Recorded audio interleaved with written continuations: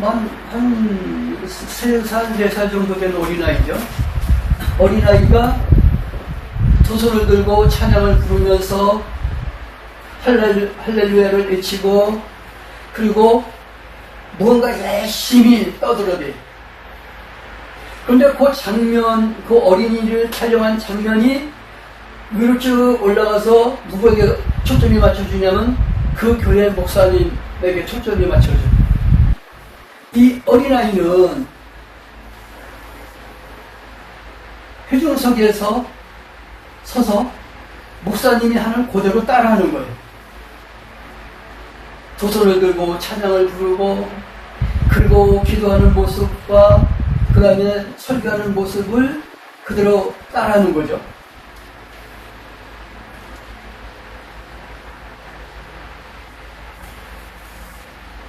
그러니까 어린아이들은 설교하는 교사를 기준으로 해서 그 설교하는 교사에 맞추어 신앙생활을 한다는 거예요.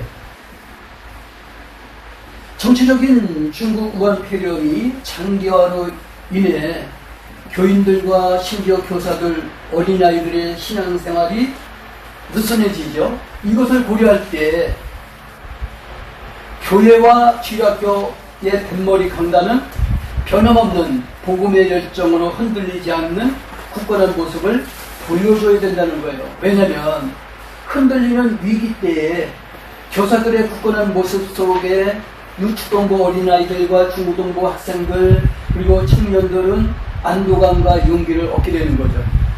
교회의 교사들이, 교회의 지도자들이 우왕좌왕하면 성도들도 우왕좌왕할 수밖에 없다라는 겁니다.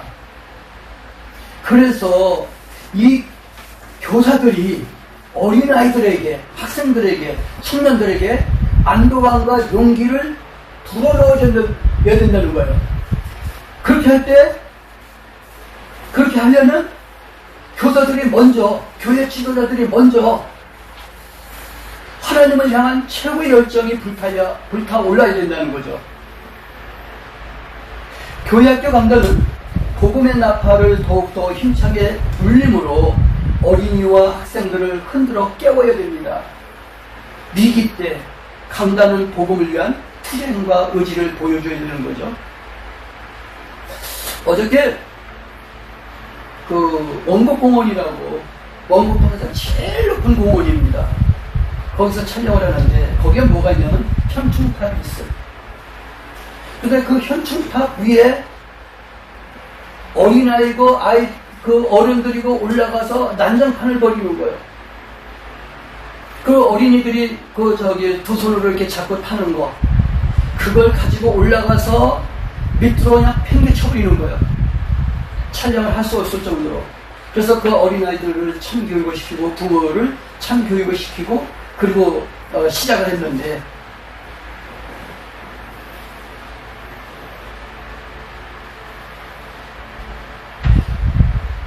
나라를 사랑하는 그 마음, 다시 말해서 복음을 위한 투쟁과 의지가 없으면 그런 행동을 할 수가 없잖아요. 그죠?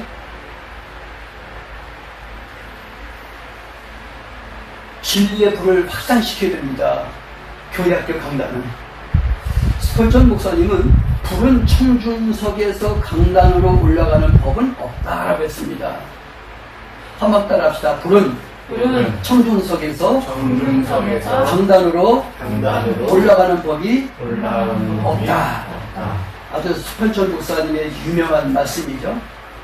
교회의 신앙이 정치와 불신의 바람 앞에 흔들리는 이때일수록 교회 학교 강단은 10배에서 100배 진리의 불로 뜨겁게 타올라야 됩니다. 그래야만 거센 바람을 뚫고 강단의 불은 어린아이와 학생들과 청년들에게 옮겨갈 수가 있는 거죠. 그러니까 뜨거운 성령의 불, 진리의 불, 복음의 불이 강단에서 청중석으로 내려가는 거예요. 청중석에서 강단으로 올라올 수는 없는 거예요. 그렇다고 할 때 설교를 하는, 어린아이에게 설교를 하는 교사들의 마음이 성령의 불로, 복음의 불로, 진리의 불로 뜨거워져야 된다는 거죠. 왜 교회학교 강단은 복음의 비밀을 다음 세대에 계승시켜야 될까? 그리스도의 사랑이 우리를 강권하기 때문입니다. 다음 세대 신앙의 계승을 위해서는 교회의 지도자와 교사들의 헌신이 필수적이죠. 감리교 창시자 존 웨슬리는 신앙의 교육 원리를 4가지로 강조를 했는데 그것은 일찍, 평이하게, 자주, 인내함입니다. 우리 장로교 목사님들이 감리교 목사님들의 말을 인용을 안 했는데 나는 그런 거 안 따지. 우리에게 필요한 것은 꼭 우리가 따라야 돼. 일찍, 평이하게, 자주, 인내함으로. 좀 더 쉽게 말한다면 신앙의 교육은 어린아이들의 이성이 깨어나는 첫 시점부터 일찍이 시작해야 된다는 거죠. 그리고 아이들이 이해할 수 있도록 평이하게 가르쳐야 된다는 거죠. 무채를 먹이듯이 자주 생명의 떡을 먹여야 된다는 거예요. 그리고 열매가 나타날 때까지 인내함으로 가르쳐야 된다는 겁니다. 같은 맥락에 의해서 현대에는 학생들을 가르치기 위해서 교사들에게 필수적인 3방을 말하죠. 이 3방은 우리가 신학 공부할 때 우리 교수 선배들이 우리에게 누누이 강조했던 말이에요. 3방. 그게 뭡니까? 신방과 책방과 그리고 골방이라는 거죠. 다음 세대를 양육하기 위해 설교자의 교사들이 오직 그리스도를 향한 사랑이 충만해야 된다는 거예요. 그래서 사랑이 충만한 자는 신방하고 그 다음에 책방 공부를 하고 그 다음에 기도를 한다는 거죠. 그러니까 내가 성경 말씀을 알아야 어린애들에게 가르치잖아요. 그게 책방입니다. 신방해야 되죠. 어린아이들의 상태를 늘 체크하는 거예요. 그 다음에 골방, 기도를 하죠. 이게 이렇게 하는 자가 다음 세대를 양육하기 위한 자죠. 그런 자는 오직 그리스도를 향한 사랑이 충만한 자입니다. 교회의 지도자와 교사들이 그리스도를 향한 사랑이 충만할 때 헌신이 있고 교육에 승리가 있는 겁니다. 믿기를 주님의 이름으로 축원합니다. 아멘.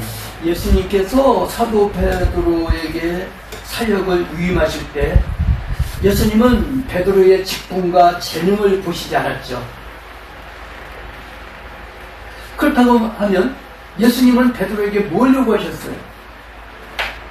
사랑을 요구하신 거야. 사랑을 요구하신 거예요.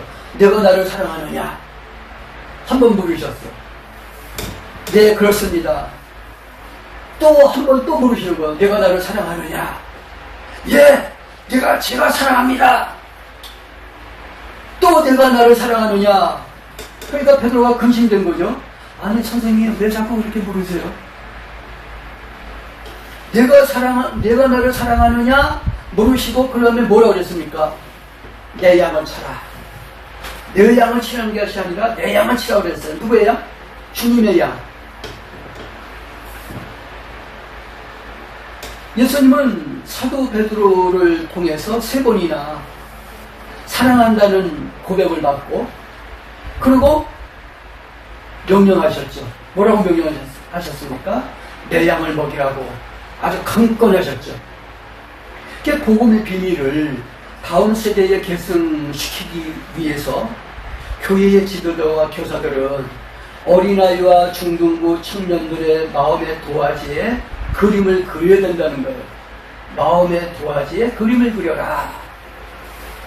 청년 때 중학교 교사 강습회가 있었습니다. 그런데 중학교 교사 강습회를 어디서 받았냐면 YMCA 거기서 받았는데 오늘 장로님이 오셔가지고 그분이 이제 교수고 목사님인데 나중에 목사님이 되셨는데 그분이 우리들을 교육시킬 때 바로 요걸 교육을 시켰어요. 어린이들 마음속에 있는 도화지에 그림을 그려라.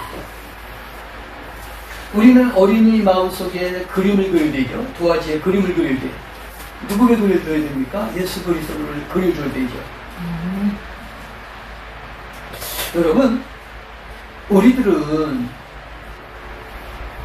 어린이와 중등부 학생들과 청년들에게 그들의 마음의 도화지에 진리를 그려줘야 돼. 진리. 다음 세대에게 설교하는 교회학교 설교자는 설교의 목표와 설교의 형식에 유념을 해야 되죠. 거기에 언어를 하나 더 추가를 시킬 수 있는데 제가 언어를 빼버렸습니다. 설교의 목표가 뭐냐? 설교는 1차적으로 회심을 목표하죠. 회심. 오늘날 교회 학교에 출석하는 많은 어린이와 학생들과 청년들은 거의 기독교 가정의 아들과 딸들이야. 마틴 로이드 존스 이분과 많은 설교의 거인들이 심각하게 경고하듯이 하는 말이 있습니다. 그 말이 뭐냐면 기독교 가정의 자녀에게 설교할 때 범하는 치명적인 실수가 복음적인 설교를 하지 않는다는 거예요. 왜? 쟤들은 기독교 가정에서 태어났고 어머니 아버지가 크리스찬이기 때문에 쟤들의 믿음은 어느 경지까지 올라왔다 이렇게 생각하거든요. 그런데 그건 절대 아니에요. 그런 아이일수록 신앙은 엉망이에요. 그래서 내가 전도사 때는 장로 아들, 딸들을 많이 두드려 패버렸어요. 걔들이 괴롭히는 게 누굴 괴롭히냐면 목사님, 아들, 딸들을 괴롭히는 거예요. 그래서 내가 많이 두드려 팼는데, 그리고 전화 걸어갖고 장로님, 또 장로님 부인 권사가 받으면 권사님, 내가 아무강에로 오늘 좀 야단치고 때렸어요. 왜요? 전도사님 왜요? 아니 사실 이런 일이 있어서